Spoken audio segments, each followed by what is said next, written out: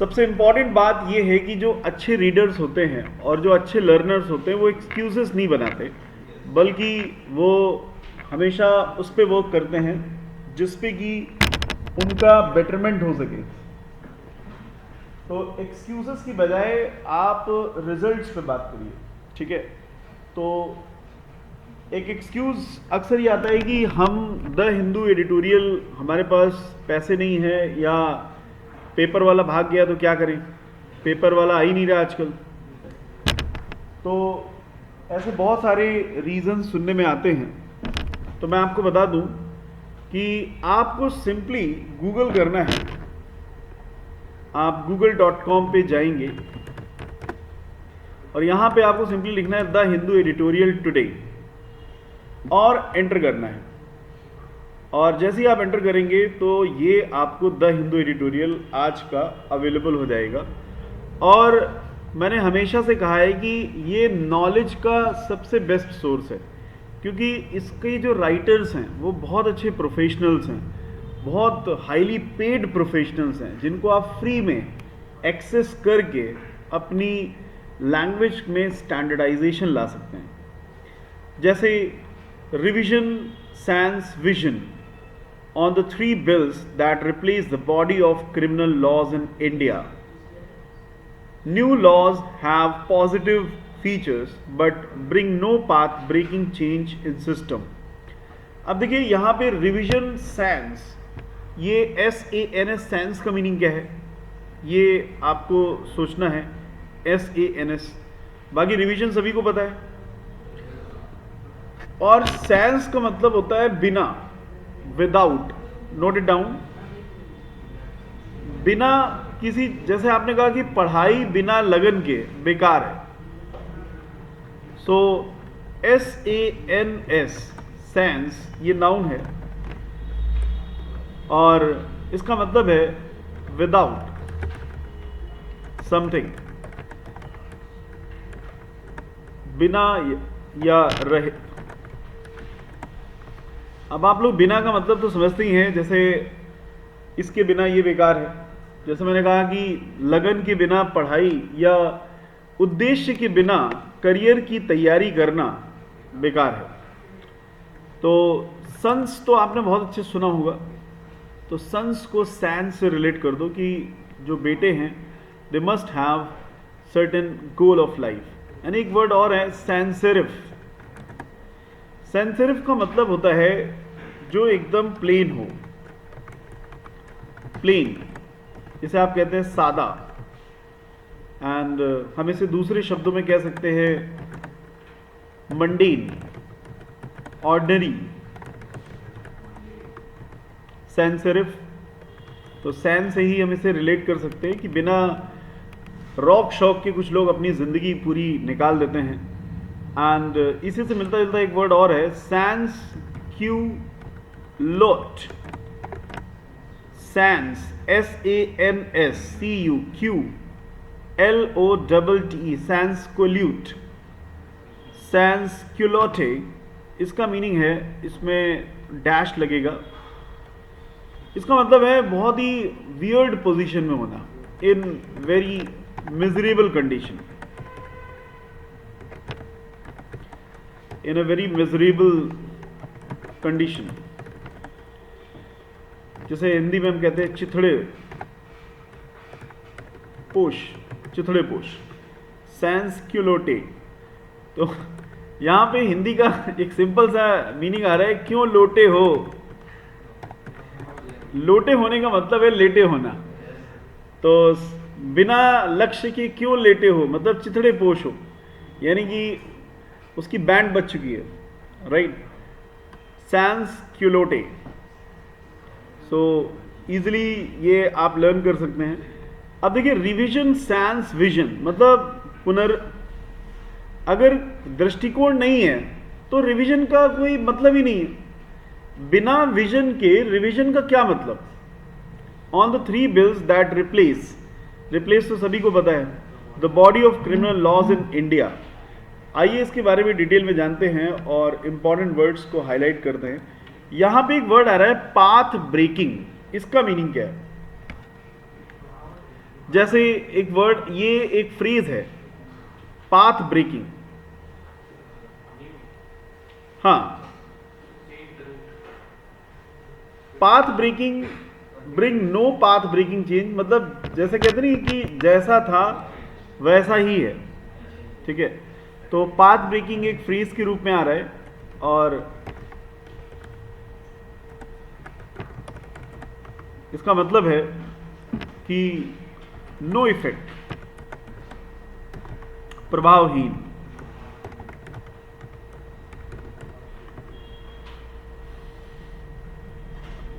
No path breaking का मतलब no effect होगा। बाकी पाथ ब्रेकिंग का मतलब ही यही होगा कि जो डिफरेंट डायरेक्शन में हो, in different way, path breaking. अब वहां पे नो लगा हुआ था तो आ रहा था प्रभावहीन।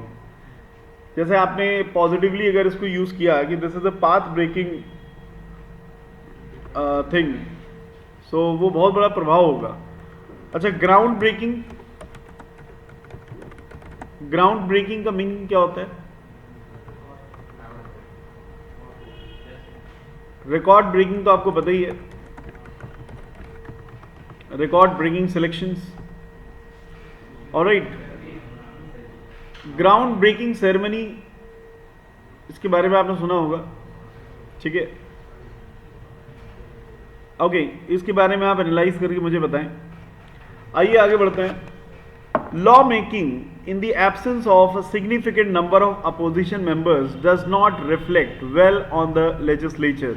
Legislature everybody knows what is the meaning of legislature? कानून। जहां पे भी लेज वर्ड आएगा, LEG, वहां समझ लेना कानून की बात हो रही है, ठीक है। तो अगर आपको ये नहीं पता है तो आप इसे नोट कर लीजिए। MLA का फुल फॉर्म जानते हैं? सभी को पता है MLA मतलब member of legislative assembly.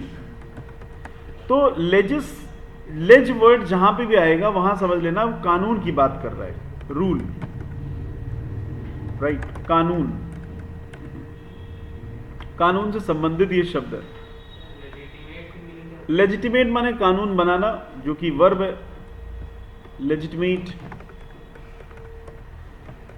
It's a verb that means to make rules, कानून बनाना। एंड इसी से बनाया लेजिटिमाइज भी होता है। लेजिटिमाइज, लेजिटिमेट, लेजिटिमाइज सेम है, और बेसिकली ये लेजिस्लेशन से ही मिलता जुलता वर्ड है। Now this is law making in the absence of a significant number of opposition members does not reflect well on the legislature. The 3 bills that replaced the body of criminal laws in India were passed by Parliament in its ongoing session in the absence of more than 140 members. Even though the revised versions of Bharatiya Nyaya Sanhita (BNS), which will replace the IPC, the Bharatiya Nagrik Suraksha Sanhita, which will replace the CRPC, and the Bharatiya साक्ष्य bill instead of evidence act. Actually Hindi में evidence का मतलब ही होता है साक्ष्य, तो वही है साक्ष्य bill. Were introduced after scrutiny. What is scrutiny? आप लोगों ने बोर्ड के बाद सुना होगा कि मैं स्क्रूटनी फॉर्म भर दूंगा, मेरे नंबर और अच्छे हो जाएंगे। हाँ, रीचेक। आप जानते हैं इसका वर्ब क्या होता है? स्क्रूटिनी का वर्ब क्या होता है? SCRUTINY। स्क्रूटिनी नाउन है और इसका वर्ब होता है स्क्रूटिनाइज। This is verb. तो स्क्रूटिनी का मतलब है, एनी आइडिया?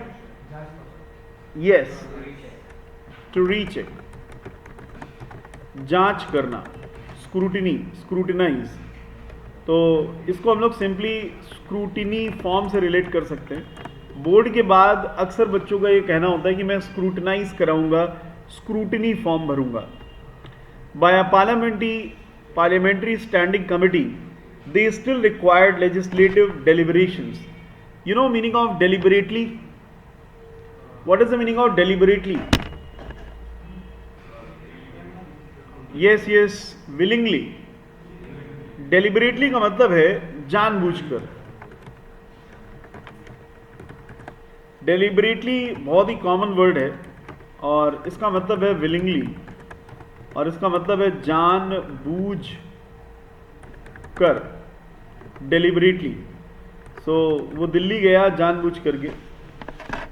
अब देखिए डेलिबरेटली तो आपको क्लियर है, लेकिन एक वर्ड है डेलिबरेट करना, DELIBERATE, डेलिबरेट. एंड डेलिबरेशन भी इसी से बना है, तो इनके मीनिंग थोड़े से अलग होते हैं. Deliberate and deliberation. Deliberate as a verb आ रहा है and deliberate as an adjective भी आता है. इसका मीनिंग थोड़ा अलग होगा. तो मैं आपको बता दूं, डेलिबरेट का मतलब होता है किसी चीज को बहुत ध्यान से ठीक से सोचना, टू पॉन्डर अटेंटिवली. वैसे तो पॉन्डर का मतलब है गहराई से सोचना, लेकिन मैंने अटेंटिवली वर्ड लगा दिया है, यानी कि ध्यान से सोचना, गहन चिंतन करना. तो जानबूझ के काम वही करते हैं जो गहन चिंतन करते हैं. Those who deliberate do things deliberately.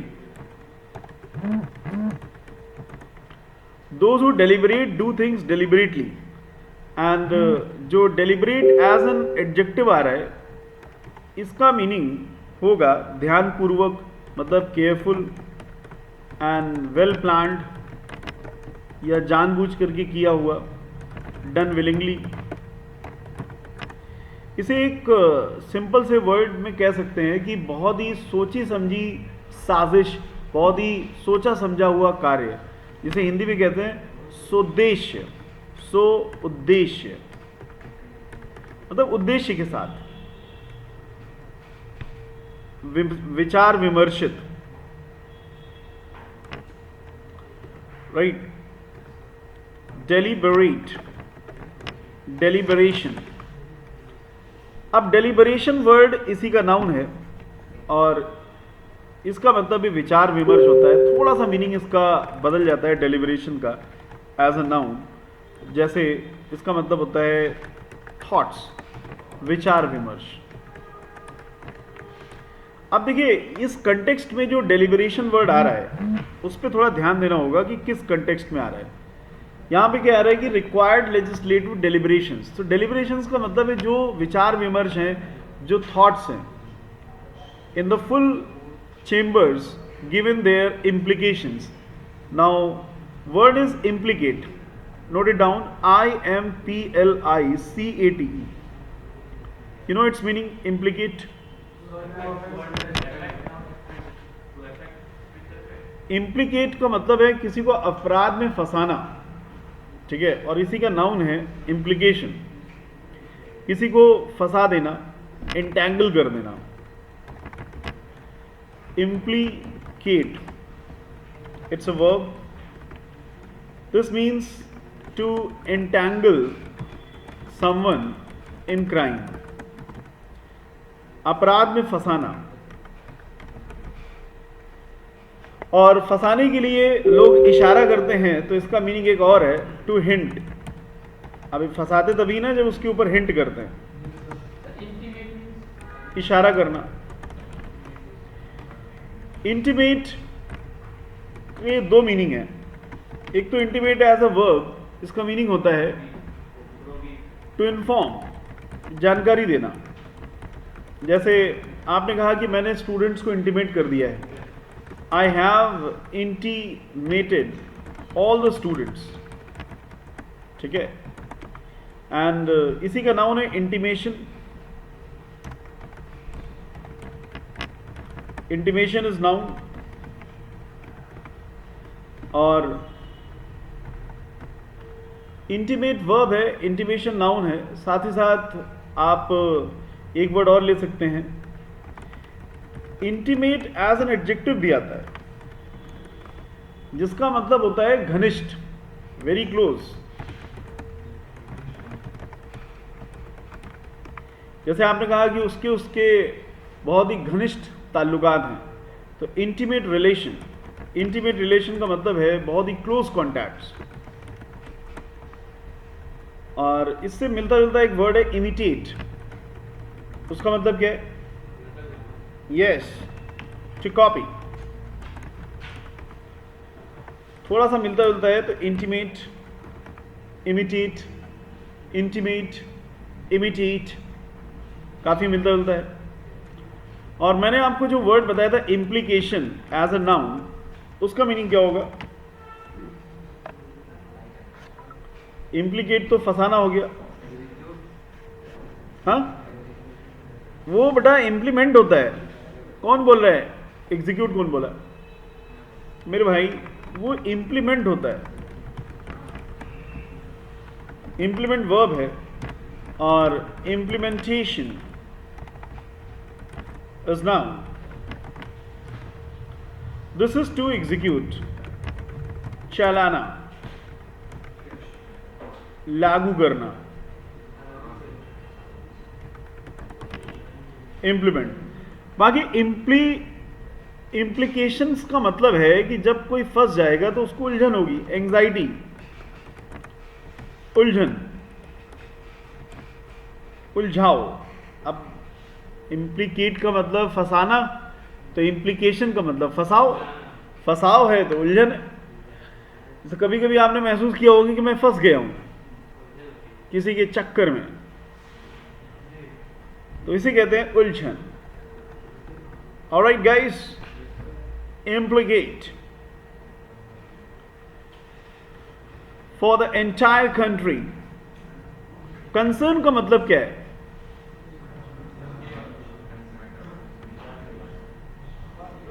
Concern, concern दो तरह से आ रहा है।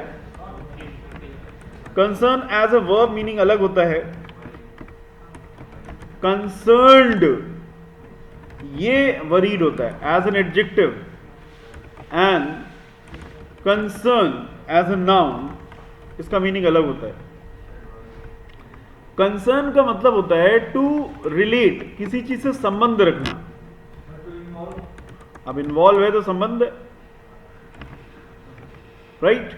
जैसे आपने कहा कि ये मेरी पढ़ाई से संबंधित है, तो आप कहते हैं it is concerned with my studies, संबंधित है। और जो संबंधित है वही चिंतित है, तो कंसर्न का मतलब चिंतित भी होता है। अगर संबंधित ही नहीं है तो चिंतित कहां से होगा? कुछ लोग मुस्कुरा रहे हैं, उनकी मुस्कुराहट का कारण मैं समझ रहा हूं, कह रहे मैं संबंधित भी हूं, मैं चिंतित भी हूं, उनको अपना याद आ रहा है। तो देखिए, अगर आप किसी चीज से संबंधित हैं तभी तो आपको चिंता होगी। जैसे आपने कहा कि I am very much concern, I am very concern about my exam.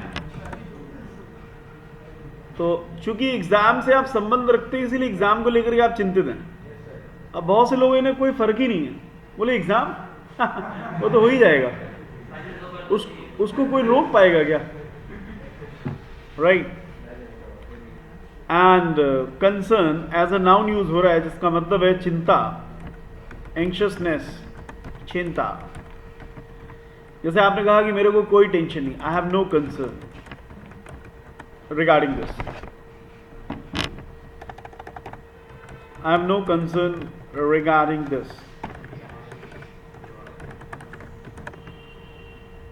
Okay guys, let's continue. Now, many concerns that the bill gave rise to could not be raised in parliament as a result. A conspicuous, ये word तो मैंने अच्छे से learn कराया है। Conspicuous,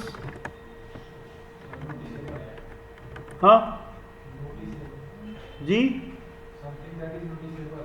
yes, conspicuous is perspicuous,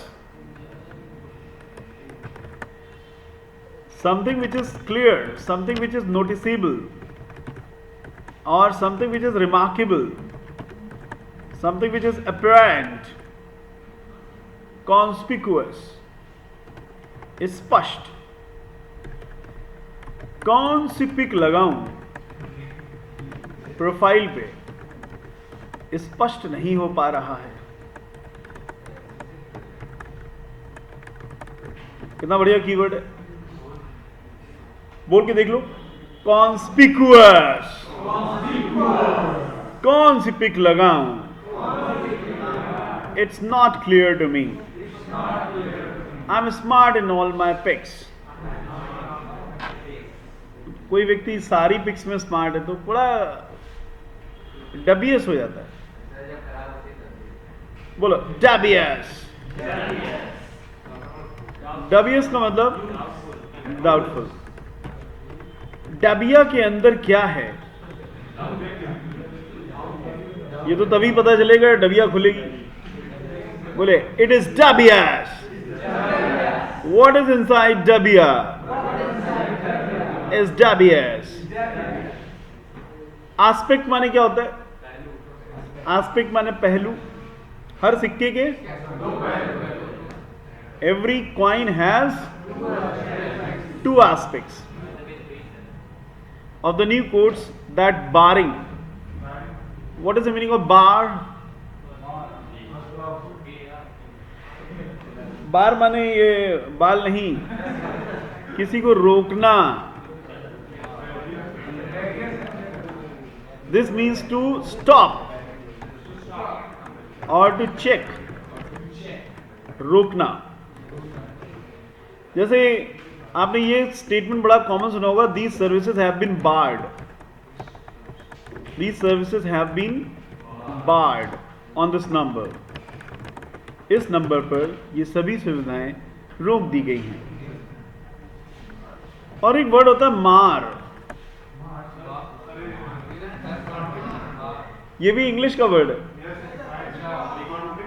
what does it mean मार? मार का मतलब है टू हार्म। जैसे किसी ने कहा कि you are Maring your career,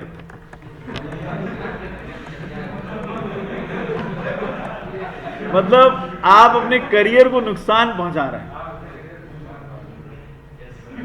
alright, reordering of the sections, much of the language and contents of the original laws that have been retained. Retain का मतलब, रिटेन का मतलब टू कीप, बना के रखना। इसका नाउन क्या है?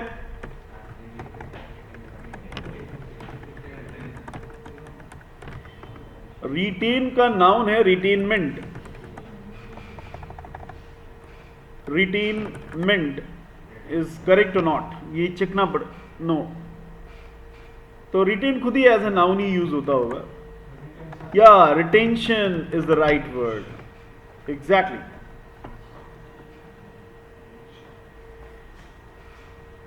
मेमोरी के लिए जब भी बात होती है तो रिटेंशन पावर कहते हैं कि आपकी रिटेंशन पावर कितनी है, पढ़े हुए वर्ड्स आपको कितना याद रहते हैं, यह आपकी रिटेंशन पावर पे इम्पैक्ट आता है। लिसन, रिटेंशन पावर तभी इंप्रूव होगी जब ध्यान से सुनेंगे।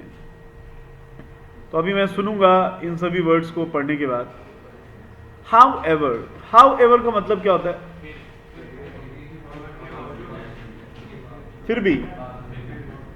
Union home minister Amit Shah claim that colonial imprint of the IPC. What is colonial? Rudy. imprint का मतलब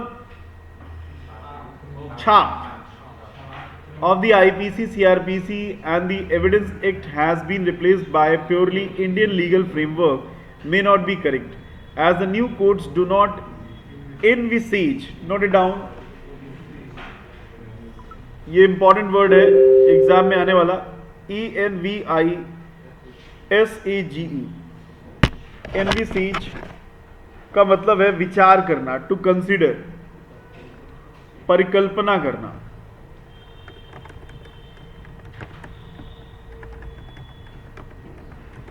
टू थिंक, टू कंसिडर, विचार करना,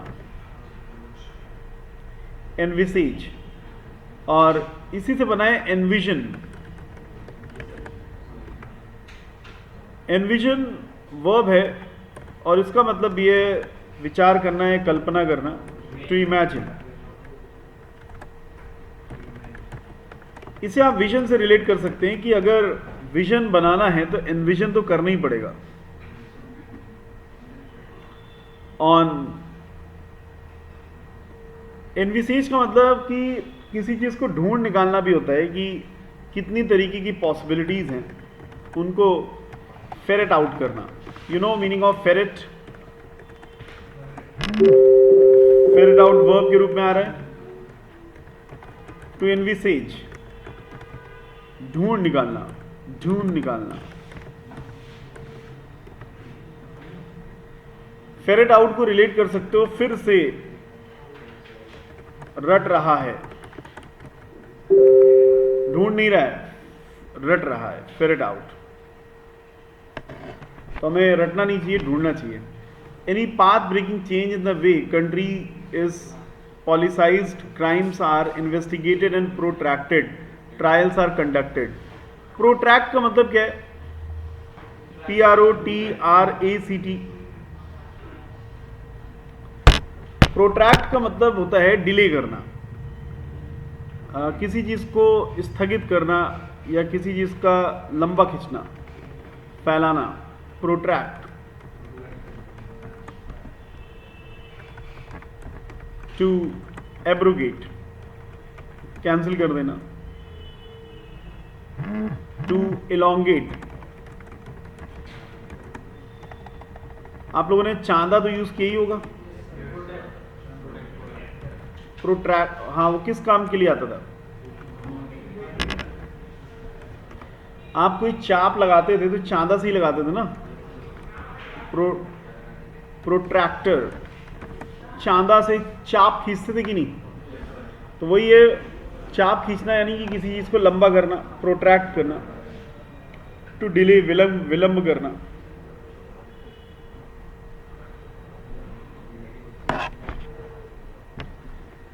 The improvements in the BNS include the removal of outdated sedition। Sedition का मतलब, sedition का मतलब होता है राजद्रोह, नाउन है। प्रोटेस्ट अगेंस्ट कंट्री,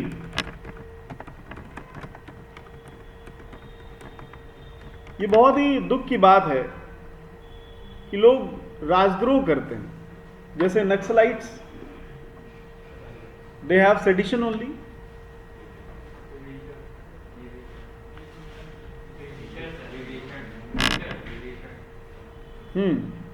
राजद्रोह नहीं करना चाहिए।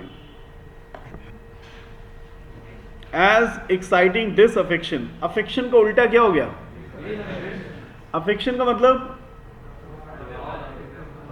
कितने लोगों को अफेक्शन नहीं पता? लव एंड अफेक्शन, मोहब्बत, आकर्षण। हाँ, अफेक्शन अफेक्ट से ही बना है, जो आपको प्रभावित करे, अपनी ओर खींचे। अगेंस्ट द गवर्नमेंट और bringing it into hatred and contempt is no more an offence. Offence तो समझते हैं, अपराध। And the introduction of mob lynching, mob lynching समझते हैं आप? मॉब लिंचिंग क्या होता है? अब देखिए, भीड़ की कोई शक्ल नहीं होती, आपको किसी से दुश्मनी निकालनी है, भीड़ के रूप में जाइए, उसको मार के चले आइए। केस किसका बनेगा? मॉब लिंचिंग का। और भीड़ का कोई चेहरा होता है? तो बहुत सारे केसेस इसमें हो जाते हैं, होली वगैरह में बहुत होता है। उठा के उसको फेंक दिया, आग में फेंक देते हैं। Mob lynching including hate crime such as causing death और ग्रीवस हर्ट। ग्रीवस का मतलब क्या है? हार्मफुल तो नहीं है, दुख से भरा। लिख लो, GRIEVOUS, दुखद। और इसका एडवर्ब होता है ग्रीवसली। तो एज एन एडवर्ब इसका मतलब क्या होगा? कष्टदायी ढंग से, इन सैड मैनर, दुखदाई ढंग से।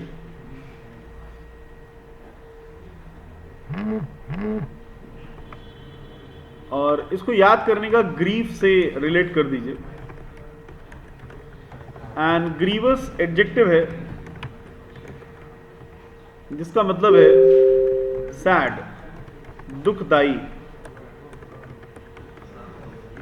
तो जहां है ग्रीफ वही है grievous. On the ground of a person's race, caste, community, sex, language, or place of birth as a separate offense. Another positive feature is the government ignoring the panel's recommendation. Recommendation recommend से बना है। क्या आप जानते हैं recommend का मतलब क्या होता है? सिफारिश करना। सिफारिश करना मतलब वो नहीं कि जैक लगा देना। सिफारिश करने का मतलब है कि हाँ, हमें आपका हुनर अच्छा लगा तो हम आपको रिकमेंड करते हैं। Yes, to approve at one level, सिफारिश करना, रिकमेंडेशन।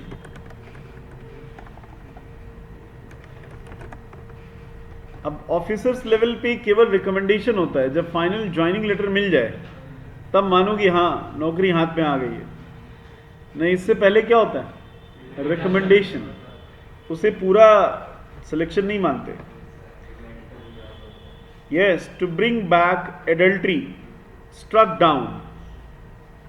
एडल्ट्री तो समझते ही हैं?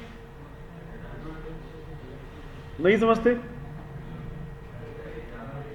एडल्ट से बना है एडल्ट्री। अब एडल्ट तो आप जानते ही हैं, 18+। struck down by the Supreme Court as a gender neutral offense. However, it is questionable whether terrorism should have been included in the general penal law when it is punishable under special legislation. Grave changes. Grave word का मतलब क्या है यहाँ पे? हाँ, the grave से बना है ग्रेवयार्ड। तो ग्रेवयार्ड का मतलब होता है ऐसे ही जहाँ पे कब्रिस्तान, ठीक है। और यहाँ पे ग्रेव एज अ वर्ब आ रहा है जिसका मतलब है गहराई में डालना, बहुत ही ज्यादा प्रभावित करना। लिसन, अभी मैं सुनूंगा सारे words. Okay, grave changes such as terrorism should not be lightly invoked. Invoke का मतलब उकसाना, provoke. On the procedural side, some welcome features are the provision of for FIRs to be registered by a police officer irrespective of where an offence took place, and the boost sought to be given to use of forensics in investigation, videography of searches and seizures. ये seize से बना है seizures. Scissor का मतलब किसी चीज का पकड़ होना, right? A significant failure lies in not clarifying whether the new criminal procedure allows police custody beyond the 15 days limit, or it is just a provision that allows 15-day period to spread across any days within the first 40 or 60 days of a person's arrest. Revisions in the law cannot be made without a vision for a legal framework that addresses all inadequacies. Inadequacies का मतलब, adequacy noun के रूप में आ रहा है। adequacy का मतलब है sufficiency और inadequacy का मतलब है अपर्याप्तता, हाँ, lackness.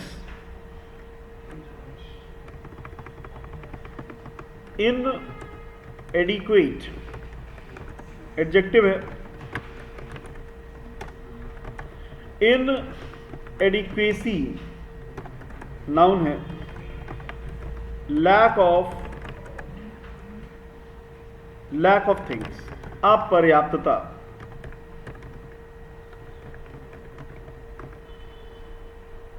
inadequate और एडिक्वेट का मतलब है पर्याप्त। क्रिमिनल जस्टिस सिस्टम, तो ये पैसेज पूरा आपका कंप्लीट हो गया है। I hope everybody has understood. एक बार सारे वर्ड्स रिवाइज कर लीजिए।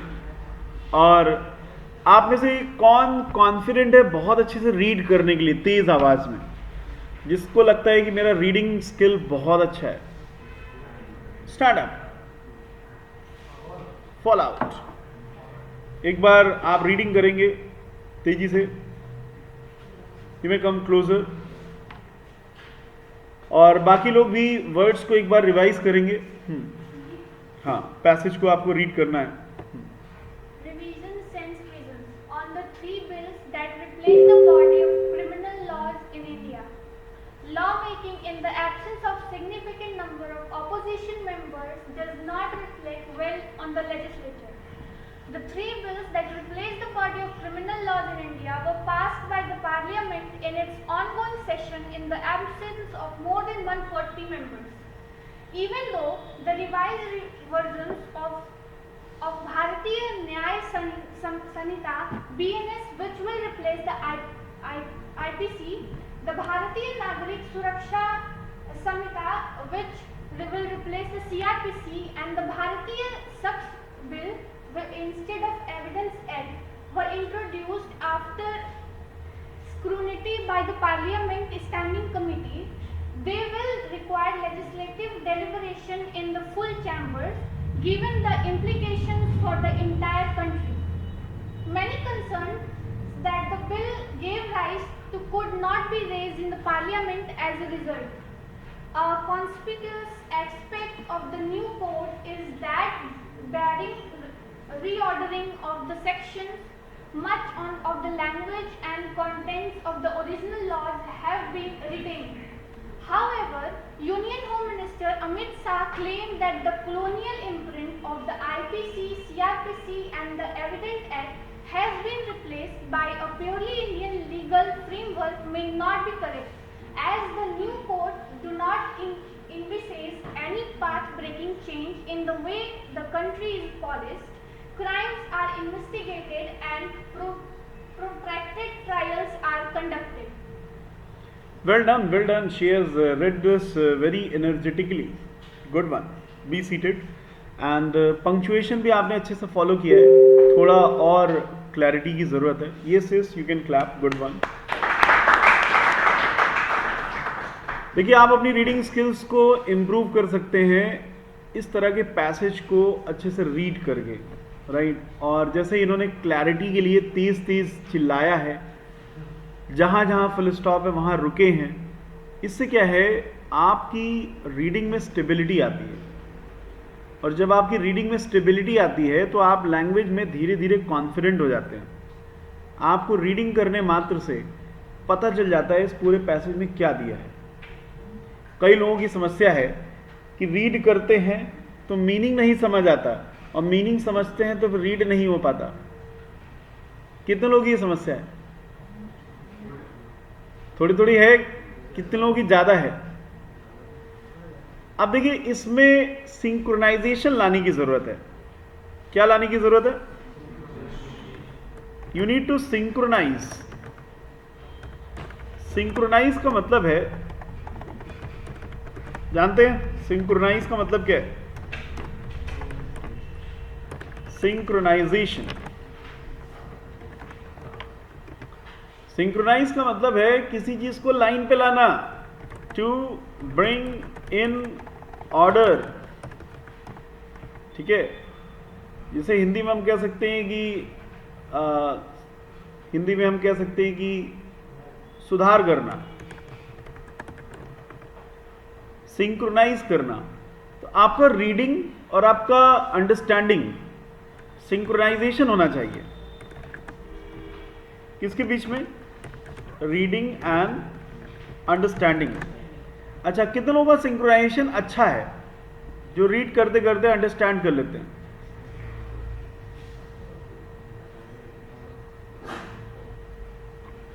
अच्छा है। So that shows your reading ability. और इन वर्ड्स में कौन सा वर्ड टफ लग रहा है? क्योंकि लर्न कराने की गारंटी मेरी है। कोई भी वर्ड आपको टफ लग रहा हो मुझे बताइए, I will make you learn. Implication, implication जैसा इसका मीनिंग है कि उलझन, उलझाओ, तो इसको आप इम्प्लीमेंट से ही रिलेट कर सकते हैं या इम्प्लीकेट से रिलेट कर सकते हैं, क्योंकि इम्प्लीकेट इसका वर्ब है। तो जब कोई इम्प्लीकेट कर देता है तो हम इम्प्लीकेशंस में डूब जाते हैं। We are delved, we are delved, DELVED, dwelled, delved into implications when someone implicate us। जब कोई हमें इम्प्लीकेट करता है तो हम इम्प्लीकेशन में क्या हो जाते हैं, डूब जाते हैं। तो डेल्व, DELVE, डेल्व का मतलब है किसी चीज में गहनता से डूब जाना। ऑलराइट, फेरेट आउट का मतलब है किसी चीज को ढूंढना, और फेरेट में फिर से रट वर्ड आ रहा है, तो बहुत ही अच्छा सा मेमोरी लिंक मिल रहा है कि फिर से रटने की बजाय तुम्हें इसके मीनिंग को, तुम्हें इसकी ओरिजिनल मीनिंग को ढूंढना चाहिए। हाँ, instead of mugging it again, you should ferret out its original meaning from the internet, right? ferret, फिर से रट, फिर से मत रट, मीनिंग को निकाल। फेरेट, अक्सर रटने के लिए हम भी मना करते हैं। अगर आप कोई वर्ड भूल जाते हैं तो कभी भी मन में, अपने मन में नेगेटिव थॉट्स मत लाइए। भूल गए तो भूल गए, अभी फिर से काम करिए उसके लिंक को रिफ्रेश करने के लिए कि अब न भूलें। तो फेरेट आउट माने किसी चीज को ढूंढ निकालना, सर्च करना। और बताएं, प्रोट्रैक्ट जैसा कि वर्ड का मीनिंग है किसी चीज को लंबा करना, खींचना। जैसे आपने कहा कि जबरदस्ती वे लोग कोर्स को खींच रहे हैं, कोर्स इतना ज्यादा नहीं है, उसको लंबा कर रहे हैं, डिले करना। A true scholar never protracts his course. In fact, he ferrets out the facts and figures. He appears in the exam confidently. शब्दों को आसान बनाने का यह भी तरीका है कि किसी भी माध्यम से, किसी भी बहाने से उनका प्रयोग करें। जैसे मैंने फेरेट आउट यूज कर दिया, तो ये मेरी ट्रिक है। ओके देन, हम लोग इसको वाइंड अप करते हैं। आई होप बाकी सारे वर्ड्स क्लियर हैं। Everyone is sure about it? किसका? ग्राउंड ब्रेकिंग सेरेमनी, भूमि पूजन, राइट? ओके देन, जय हिंद।